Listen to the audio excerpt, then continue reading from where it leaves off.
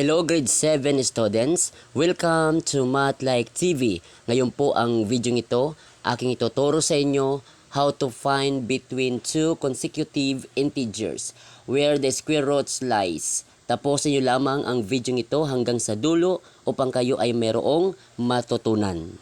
Ngayon bago nating simulan, tayo muna ay mag-pray. Dear God, as we begin this lesson today, we thank you for the gift of learning and the chance to explore the world around us.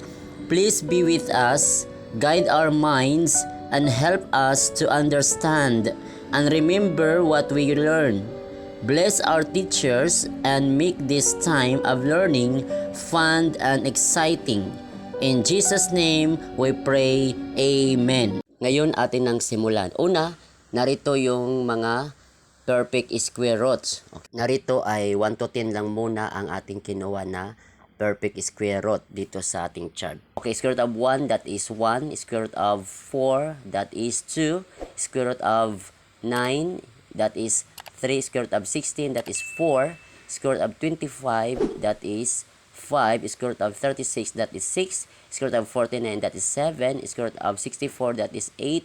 Square root of 81, that is 9, square root of 100, that is 10. So, dapat ang mga square roots na ito ay inyo dapat memorize. Okay? So, para madali natin makuha yung two consecutive integers. Okay? Sa given square root lies. Example, itong ating given na 1 to 5 items. Okay, itong square root of 76, hindi po siya perfect square. Okay? So, pag yan ay kinuha mo, magiging decimal ang kanyang equivalent dito. So, paano natin makuha ang kanyang two consecutive integers? Titingnan natin ang ating mga perfect square roots na dapat yan ay magkasunod na number. Okay? Magkasunod na whole number. Since ang given natin number 1 is square root of 76, dito sa perfect square, meron ditong 64 and 81. Okay? So, dahil 76 po siya, so itong ating kukunin between 8 and 9. Okay? So, ito ang final answer. The two consecutive integers between 8 and 9. Okay, yan po ang number 1. Next, number 2 is square root of 50. Okay? Tingnan natin ang ating square roots.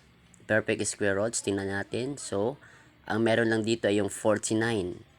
Since 50 ito, so ang gagawin natin, so ito yung 64, sasama natin. So, that is 7 and 8. So, yan po ang number 2. Ang number 3 naman po ay 45. Okay? 45. Tingnan natin. So, meron dito 49 and 36. So, ito ay between 6 and 7. Yan po ang answer number 3. 6 and 7. Next, number 4. Ang kanyang given naman dito ay square root of 78.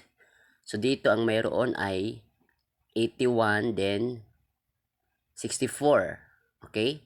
So, ito yung answer niya between 8 and 9. Yan po ang number 4.